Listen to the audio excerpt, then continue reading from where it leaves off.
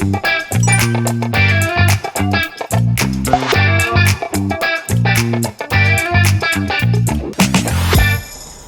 안녕하세요. SNU 청안과 최정열 원장입니다. 오늘은 많은 분들이 궁금해하시는 굴절교정 수술, 시력교정 수술에 대해서 알아보고자 합니다. 20대, 30대 뿐만 아니라 최근에는 30대 중후반 그리고 40대 초반 분들까지도 그 마스크로 인한 불편감으로 안경을 벗고자 하는 욕구가 많이 늘어났기 때문에 시력교정 수술에 대한 문의를 많이 하고 계시는 편입니다. 이 시력교정 수술들이 어떤 수술이고 이 시력교정 수술에는 어떠한 종류들이 있는지 알아보고 말씀드리도록 하겠습니다.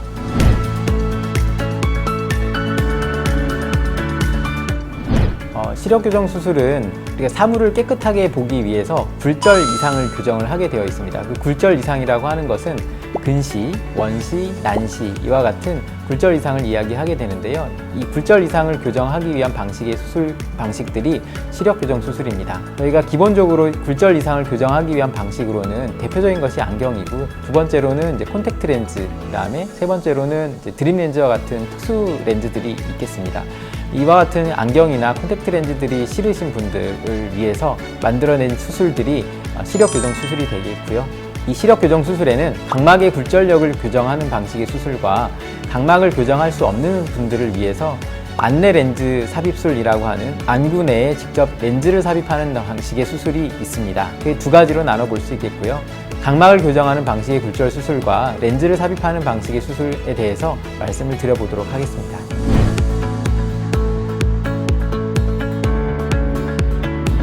제가 크게 각막 교정 방식과 안내 렌즈 삽입술, 크게 두 가지로 분류된다고 말씀을 드렸고요.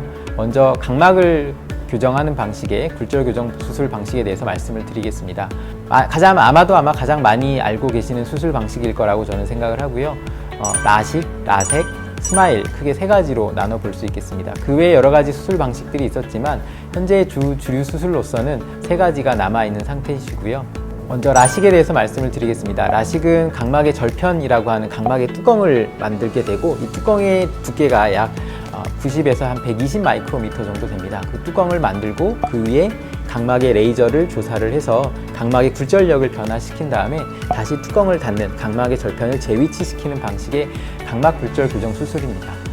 가장 오랜 역사를 지닌 수술 중에 하나이고, 현재까지도 물론 그 빈도가 줄어들긴 했지만 원시라든가 난시와 같은 굴절 교정을 할 수 있는 탁월한 효과가 있기 때문에 아직까지 시행되고 있는 굴절 교정 수술입니다. 다음은 많이들 알고 계시는 라섹입니다.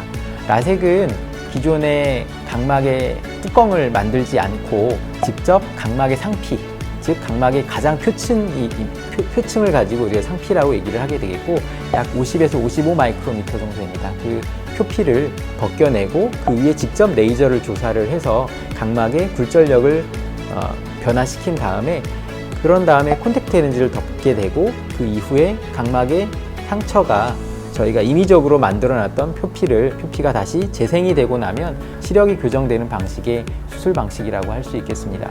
굉장히 많이 이용이 되고 있는 수술 방식이지만 여전히 그 통증이라고 하는 부분에 있어서 많은 분들이 겁을 내 하시는 부분들이 있습니다. 다음은 스마일 수술입니다. 스마일 수술은 기존의 라섹이나 라식과 같은 수술 방식과는 조금 다른 개념입니다. 물론 각막의 굴절력을 변화시킨다라는 기본적인 틀에 있어서의 각막 굴절 교정 수술이라는 점에서 공통점을 갖습니다만, 기존의 라식과 라섹 같은 경우는 각막 위에 레이저를 조사한 다음에 직접적으로 이 각막을 태운 다음에, 쉽게 말하면 레이저로 인해서 각막 레이저를 조사하게 되면 각막의 표피가 이렇게 타게 됩니다. 그러면 그걸로 인한 각막 굴절력이 변화가 되고 시력 교정을 하는 방식이 되겠고, 스마일 같은 경우는 직접적으로 2mm 정도의 그 각막의 절개창을 열게 되겠고, 우리가 원하는 굴절력만큼을 렌티큘이라고 하는 그 각막의 실질 부분을 직접 레이저를 잘라서 뽑아내게 되는 수술입니다. 기존의 라식과 라섹 같은 경우는 각막의 굴절력 자체를 레이저를 이용을 해서 절삭을 하게 되는 방식의 수술인 반면에, 스마일 같은 경우는 절삭을 하지를 않고 직접 렌티큘이라고 하는 조직을 만들어서 굴절 이상을 제거를 하는 방식이 되겠습니다. 다음은 렌즈 삽입술에 대해서 말씀을 좀 드려보겠습니다. 앞에 말씀드렸던 각막을 이용을 하는 방식의 굴절 수술이 아니고 각막에 문제가 있거나 각막의 상태가 좋지를 않거나 또는 각막의 두께가 얇거나 또는 불규칙한 각막이 있거나 원추 각막이 있거나 등등의 여러 가지 각막을 우리가 교정할 수 없는 방법에 있어서는 각막을 이용을 할 수가 없게 되겠고, 그럴 경우에는 렌즈 삽입술을 시행을 하게 됩니다. 자신의 굴절력만큼 해당하는 이 렌즈를 직접 주문을 해서 넣게 되어 있겠고, 우리가 눈의 구조를 전방과 후방으로 나누게 됩니다. 그래서 렌즈 삽입술 역시 두 가지로 나눌 수가 있겠고요. 전방 렌즈 삽입술과 후방 렌즈 삽입술 이 두 가지로 나눠볼 수 있겠습니다. 전방 렌즈 삽입술은 최근에는 이용하는 수술자의 건수가 많이 줄었고, 주로는 대부분 다 후방 렌즈를 이용을 하고 있겠습니다. 두 가지 수술 모두 다 굴절 이상의 교정 효과가 굉장히 우수하고, 결과에 있어서는 차이는 없지만 수술자의 숙련도 그리고 경험 이런 거에 영향을 많이 받게 되겠고, 수술자가 선호하는 방식의 수술을 하는 경우들이 많은 수술이라고 볼 수 있겠습니다.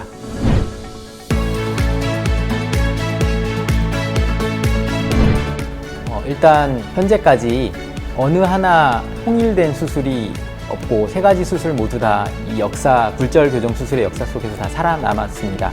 그 이유는 각각의 수술이 가지는 장단점이 있고 서로 보완하는 면이 있기 때문인데요. 라식의 장점은 굉장히 빠른 시력 회복입니다. 다음 날부터 굉장히 깨끗한 선명한 상을 얻을 수 있는 장점이 있겠고, 난시가 많은 경우 또는 원시가 있는 경우에 있어서는 굉장히 시력 교정 효과가 좋고, 그다음에 안정성 있는, 굴절력이 그렇게 변하지 않는 안전한 수술이라고 할 수 있겠습니다.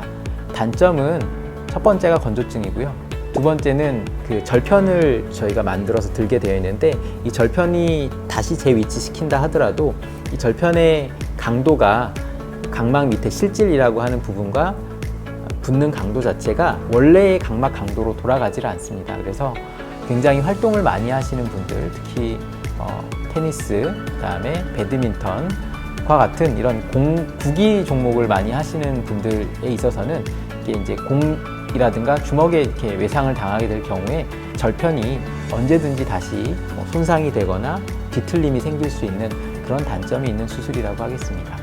라섹은 아마 많은 분들이 잘 알고 계실 거고, 첫 번째가 통증입니다. 그 이유는 라식처럼 다시 절편을 재위치시키는 과정이 없기 때문이고, 각막의 상피를 벗겨낸 이후에 레이저를 조사하고 그 위에 콘택트 렌즈만 덮어놓기 때문에 각막의 상피가 다시 자라오르는 약 한 4일에서 일주일 정도 기간 동안에는 이물감도 들고 약간의 뿌연 듯한 느낌도 들고 시력 회복이 조금 느린 단점이 있는 수술이지만, 외상에 있어서는 취약성이 별로 없는 수술이고, 건성안과 관련돼서는 라식에 의한 경우보다 우위에 있는 수술이라고 할 수 있겠습니다.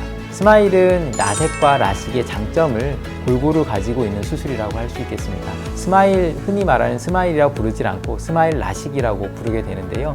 대신에 라식의 절편을 만드는 과정이 없고 2mm 정도의 절개창을 넣어서 그 안에 있는 렌티큘을 뽑아내는 과정이 있기 때문에 라식에 약 10mm, 12mm를 열어야 되는 라식의 수술 방식과는 달리 절개창이 굉장히 작은 장점이 있기 때문에 건조증이 조금 덜 생긴다는 점. 두 번째는 라식처럼 인식이 되고 있지만 절편을 만들질 않습니다. 그래서 외상에 굉장히 튼튼한 장점이 있을 수 있겠습니다. 스마일 수술은 라섹과 라식의 중간의 장점들을 뽑아놓은 수술이라고 할 수 있겠습니다.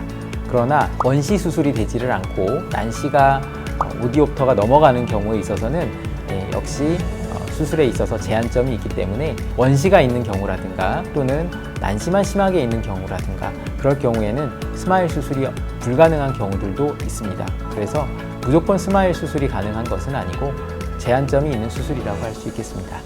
렌즈 삽입술 말씀드리겠습니다. 렌즈 삽입술은 안내에 직접 렌즈를 삽입하는 방식의 수술입니다. 직접 앞서 말씀드렸던 각막 교정 수술이라고 하는 부분들은 눈의 창상을 직접적으로 관통하지 않고 하는 수술이 되겠고, 렌즈 삽입술이라고 하는 것은 직접 눈 안에다가 렌즈를 집어넣는 수술이기 때문에 훨씬 더 침습적인 수술이라고 할 수 있겠습니다. 단점이라고 하면 눈의 수술 후에 관리가 조금 더 세심하게 필요하게 되겠고, 눈 안의 각막이라고 하는 이 투명성을 유지시켜주고 있는 이 각막 안쪽에 이 내피세포라고 있습니다. 이 각막 내피세포의 변화가 추적을 받으셔야 되는 단점이 있습니다. 물론 직접 눈 안에 이물을 넣는, 렌즈와 같은 이물을 넣는 수술이기 때문에 이유 없이 또는 염증이 생기거나 또는 백내장이 생기거나 하는 위험성이 있기 때문에 주기적으로 6개월마다 안과에 오셔서 백내장이 발생하진 않는지, 그리고 각막 내피세포가 감소하지는 않는지, 이 두 가지에 대해서는 주기적인 추적과 관찰이 필요하게 되겠습니다.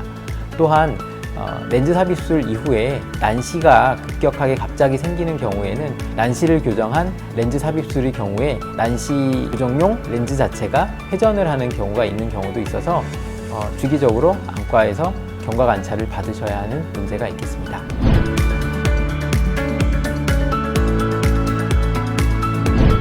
수술 후 주의사항은 첫 번째는 당연히 제때 안약을 잘 사용하는 것, 그게 제일 중요하겠고요. 그 다음에 외래 추적 관찰이 당연히 중요합니다. 건성안이 발생이라든가 각막의 혼탁이라든가 이런 부분에 있어서 시기와 때를 놓치게 되면 그 각막의 회복이 되는 그 기간 동안에 항상 변화가 생기기 때문에 첫 한 달, 두 달에 경과 관찰하는 과정이 굉장히 중요하다고 하겠습니다. 또한 감염의 위험이 높은 시기이기 때문에 안약 사용이 굉장히 중요하게 되겠고요. 그게 이제 한 달 내지는 두 달 동안의 급성기 동안의 수술 후 직후 동안의 관리가 되겠고요. 그 이후에 6개월 이후의 관리라고 하면 첫 번째는 이제 건성안 관리입니다. 건성안이 많이 간과되는 질환 중에 하나인데 눈을 많이 씀으로써 생기는 부분도 있고 수술에 의해서 유발이 되는 건성안에 대한 관리도 당연히 필요하게 되겠습니다. 그래서 지속적인 인공눈물약의 사용이라든가 아니면 근거리 작업 시간을 조금 줄이는 방식, 눈의 피로를 풀 수 있는 방식에 눈의 건강을 좀 좋게 할 수 있는 방식들을 좀 일상생활에 있어서 같이 지키는 것이 중요하게 되겠고요. 또한 근본적으로는 이 굴절교정 수술이 대부분의 근시, 난시가 있는 환자들에서 시행이 되고 있기 때문에 근시 환자들에 있어서는 녹내장이라든가 망막의 질환의 발생의 위험성이 있습니다. 그렇기 때문에 주기적으로 망막 검사와 함께 녹내장에 대한 경과 관찰이 반드시 필요하게 되겠습니다.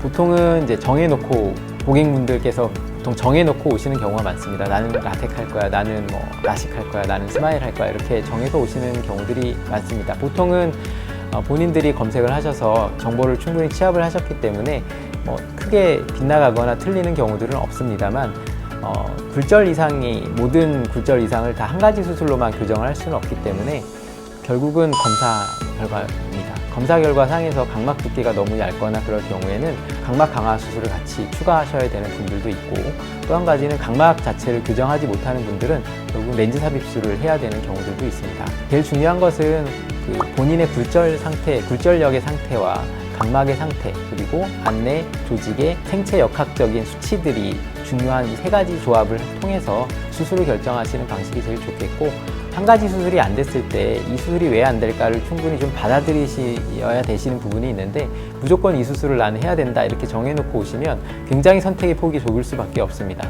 의료진이 그 수술을 못 해드려서 하는 경우들도 있겠지만 그것보다는 그 수술이 적합하지 않아서 이 수술을 권해드리지 않는 경우들이 있으니 조금은 나의 결정이나 방식이 조금은 의료진의 결정과 방식과 약간 차이를 보인다고 하더라도 이 부분들을 좀 충분히 이해를 하시고 받아들이실 준비를 하고 방문을 해주시면 참 좋으실 것 같습니다.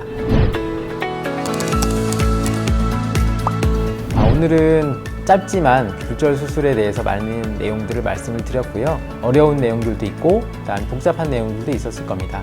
그렇지만 본인의 한 번 받는 굴절 수술이기 때문에 이와 같은 정보가 분명히 도움이 될 거라고 믿고요. 많은 환자분들 그리고 고객분들께 정보가 도움이 되셨으면 좋겠습니다. 다음에 또 인사드리도록 하겠습니다. 감사합니다.